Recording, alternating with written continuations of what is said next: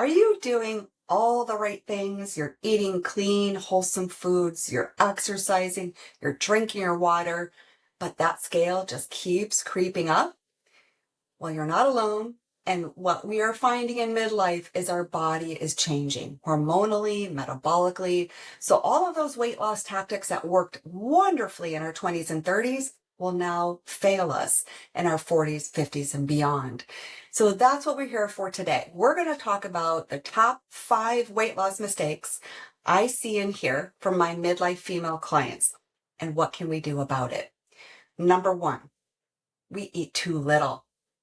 That's natural, right? That's a natural response to the frustration and that resistant weight loss. We just keep seeing that scale go up. So we got to do everything in our power to lessen that. So what do? We cut back on overall calories. We skip meals. We shorten our feeding window during the day, and we expand our fasting window overnight. But what's the problem with that? When we chronically reduce and over-restrict our calories, we go into conservation mode, which means our metabolism is down-regulated. We decrease our metabolism instead of increase it because we don't know when we're going to get that nourishment coming back in to fuel our body for day-to-day needs. We also are breaking down our body's tissues because this is a stressor on the body. When we eat too little calories, that's a stressor. So we are going to be catabolic, breakdown. We're going to break down muscle, which is our metabolic engine. We're going to break down our bones, which already get weak and porous as we age, and we're going to weaken our immune system. So what's our solution? We need to focus on re-nourishing our body. So this means prioritizing 3 nutrient-dense, well-balanced meals a day, ideally that first one within 60 minutes of waking in the morning, because that's going to lessen that stress response that we're already less resilient to in midlife. Making sure we have protein, fiber, and healthy fats. And we want to make sure that we are not going too long with fasting on a regular basis. So I wouldn't go longer than 14 hours of fasting overnight. That's on a day-to-day basis. Some women have to do what's called reverse dieting because we have decreased so much that our metabolism is really negatively affected that we have to slowly start increasing our calories and our nourishment until our metabolism can get revived. So kind of think of it as CPR on your metabolism. Number 2, we aren't getting enough protein. In fact, I see a lot of women getting only 40 to 60 grams a day. What's the problem with that? With age, we naturally lose lean muscle. Muscle is your metabolic engine. So again, when we're talking about that resistant weight gain, we need to keep our metabolism as robust and strong as we can. So we need to support that. So what can we do? We need to prioritize protein first. So remember, we talked about 3 nutritionally balanced meals: protein, fiber, and fat. Start with your protein. Make sure you get your protein in first so that you're not too full to get that in at the end of the meal. And most women are going to really need 25 to 35 grams a day, depending on their age, their activity levels, their weight. And we need to distribute it. So this is the one macronutrient that needs to be spread out throughout the day at all 3 of our meals. We can't hold it up and to have it all at one meal. That's not going to do anything good for your body. What else does our protein do other than support that lean muscle? That's the best nourishment for that lean mass that we're naturally losing. It also supports our satiety. So we feel fuller longer. We're not going to be as tempted to dive into the treats and the sweets in between meals. We're also going to help support our blood sugar and insulin resistance. When we do that, because metabolically we become more insulin resistant, less blood sugar stable. And so that means we're going to get more weight gain around the midsection, that menopause. And then also we're stoking our metabolism because it takes a lot more energy to digest protein compared to carbohydrate and fat. So we're getting that metabolism revved back up. Okay, so that's the importance of protein. What's number 3? Number 3, we're doing too much cardio and not enough strength training. This is another natural thing. We as women tend to be naturally driven towards cardiovascular aerobic type activities. So especially in midlife, when we see the weight increasing on that scale, we want to burn calories. So we go, go, go. We burn it with calories. We burn those calories through cardiovascular activity. Plus, we're trying to burn off the stresses of our day. That is one common stress management tactic I hear almost always from my midlife women. I go for a run. I go for a bike ride. I go for a walk. I'm always moving just to, take care of that stress. Well, what's the problem with doing too much cardio and not enough strength? Because remember, we already talked about, we're losing lean muscle. When we age, that's our metabolic engine. Cardio is not going to build muscle. In fact, if we do too much cardio, it can do the reverse. It can actually cause us to lose more muscle, break it down. We're also potentially going to break down that bone and immunity as well.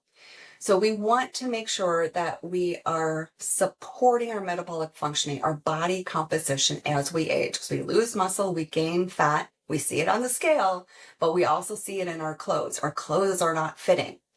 So what's the solution? Strength training, resistance training is non-negotiable. We really need to prioritize 2 to 3 full body sessions in your week.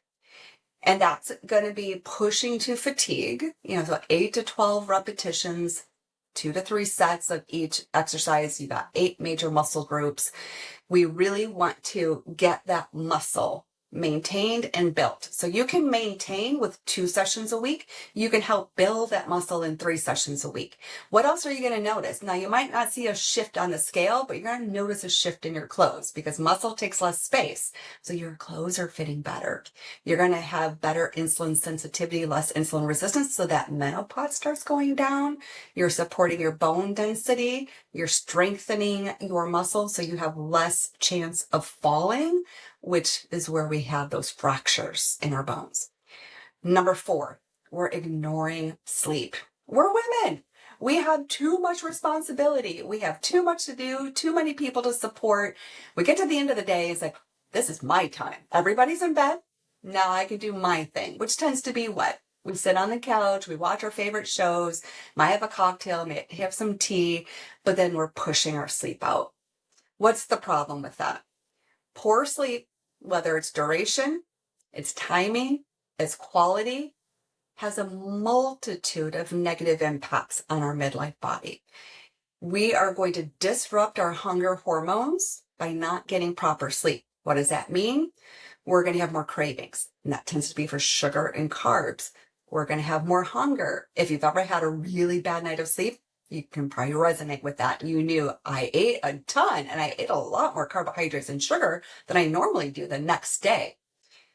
It's going to worsen your insulin resistance. What are we doing? We're building that menopause. We're not taking it away. We're also increasing cortisol.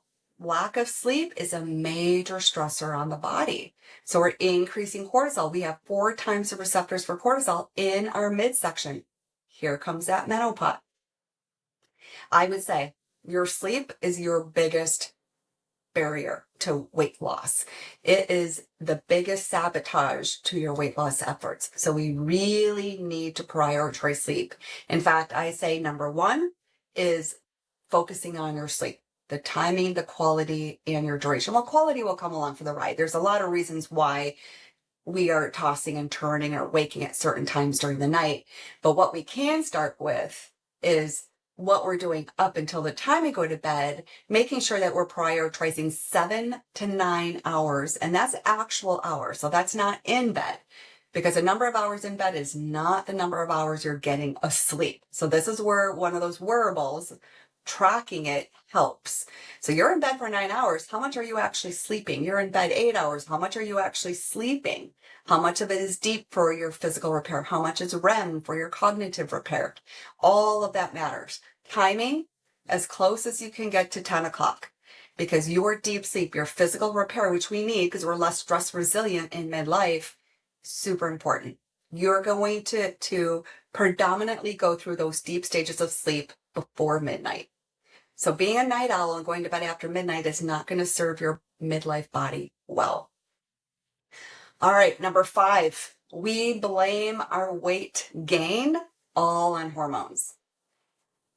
So we just asked for HRT, hormone replacement therapy, right? There we are. We're fixed. All good. What's the problem with that? Now, don't get me wrong. Hormone replacement is a great thing for many women, but it's not the be all end all. So we already just talked about a ton of lifestyle factors that are going to impact our weight loss efforts. So you are in the driver's seat in regards to mastering these lifestyle habits that we just talked about in the other 4 mistakes. In regards to hormone therapy, talk to your provider. Talk about the pros and cons. It depends on what you're dealing with, what you're trying to prevent long term. That determines what you go on and what mode it is.